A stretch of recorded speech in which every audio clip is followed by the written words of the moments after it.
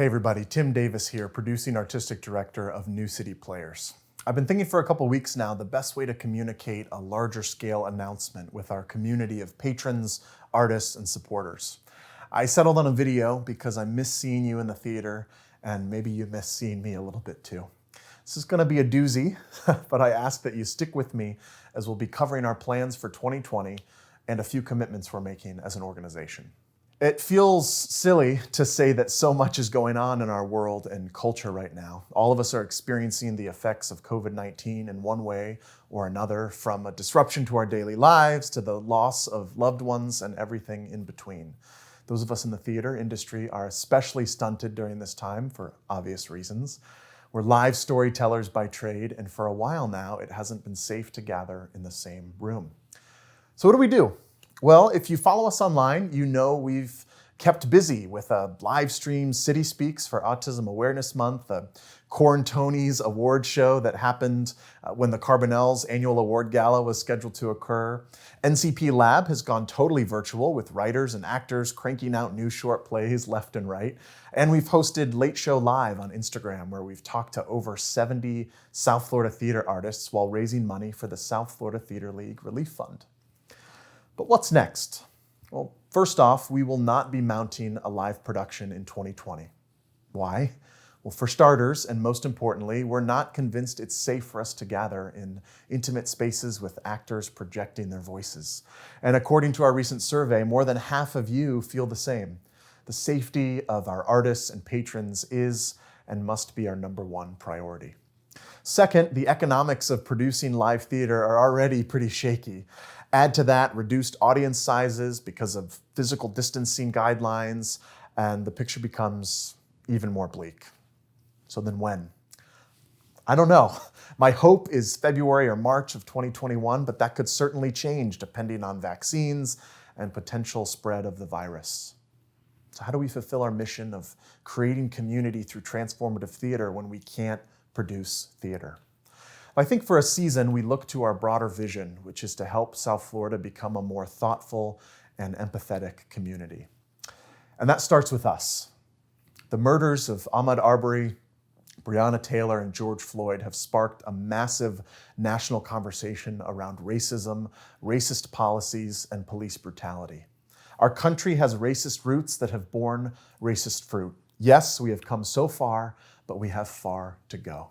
These are conversations that New City Players has been having for a couple of years now, but it's time to take stronger steps in the direction of justice, diversity, equity, and anti-racism as individuals who are part of New City Players and as an organization. So what does that mean? I'm going to keep it simple for now because these actions will evolve over time. Number one, we are adding more Black community members to our board of directors. This ensures that our value of welcoming diverse and unique perspectives and celebrating the beauty of multiple experiences is acted upon. We're actively pursuing a few great candidates right now and will continue to do so in the future. Number two, we're committing whatever funds necessary to ongoing and required anti-racist training for our board, staff, company members, and project directors. The Broward County Cultural Division has plans to roll out training opportunities in the future for their grantees, and New City Players will be the first to sign up. Naturally, under the current circumstances, there's some questions as to when and how this training will occur. Ryan Maloney and I participated in a 2-day workshop last year through the Racial Equity Institute and hosted by the Broward Children's Services Council, where presence was required and really meaningful. So it may be some time until we can get there due to COVID-19.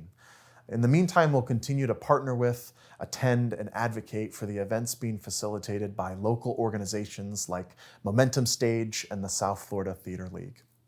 Number three, we are committing to diversifying not only the plays we produce, and therefore the actors on stage, but the directors and designers who bring NCP plays to life. We believe that the more our work on stage and backstage reflects the community we serve, the more beautiful the work will be. Number four, we're committing to color-conscious casting. I'm taking a cue from our friends up at Theater Lab for this one. This is casting that acknowledges race and serves to deepen theatrical conversations. We will make this clear in future casting breakdowns. Number five, and finally, we are committing to be humble. I know I have made mistakes in the past. NCP's first few seasons were dominated by a particular voice that doesn't reflect the diversity of our city and region. I apologize for that. Not because doing those plays was wrong, but because there's so much more to be gained by exploring a vast array of experiences. We do ourselves as artists and our audiences a disservice when we aren't curious about experiences different from our own. The reason community has been such a focal point for New City Players is because we believe that it is in community that lasting change can occur. Our vision to help South Florida become a more thoughtful and empathetic place will only occur if there is trust, humility, and the desire to grow. None of us have it all together.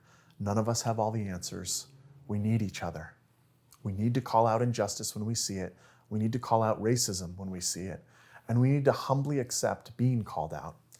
If you consider yourself a part of the NCP community, whether as an artist, an audience member, or donor, this is me asking you to call me out. So, NCP has another 6 months with no theater. How else are we going to accomplish our mission and pursue our vision? A few updates. Because of our monthly donors, or recurring players as we call them, our generous sponsors and organizations like Funding Arts Broward and the Broward County Cultural Division, we have been able to hire theater artists in various capacities over the past few months. Writers in our community have been writing, actors have been acting, directors have been directing. It's just looked very different. Over the next several weeks, we'll be releasing Zoom editions of 3 short plays that came out of our NCP lab gathering, and another 5 plays that the Broward County Cultural Division commissioned us to produce. Be on the lookout for those on Facebook, Instagram, and in your email inbox.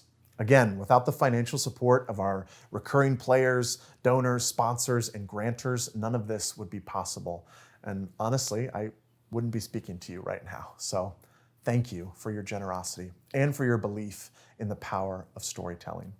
Lastly, I promise, over the past couple months, we've been working on an audio project with a playwright friend of ours, Stephen Brown.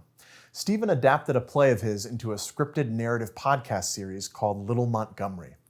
NCP will be releasing that series this fall on all major podcasting platforms. Think radio play or audio drama or like a TV show for your ears. It's funny and heartwarming, and I think you're going to like it. You might be asking, how can I help? If you're a monthly donor, keep giving monthly. It is seriously the bedrock of stability for us.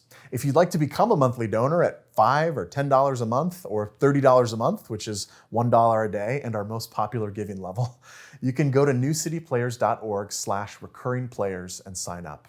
If you'd like to make a one-time donation, you can go to newcityplayers.org/donate now. You can also connect with us on Facebook, Instagram, and Twitter, all at New City Players, if you haven't yet, and share the work we're doing with your own online circles.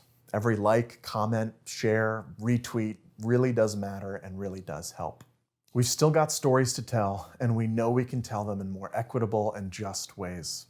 We believe that stories are the gateway to empathy, and empathy is the gateway to justice. Be safe, be hopeful, and thank you.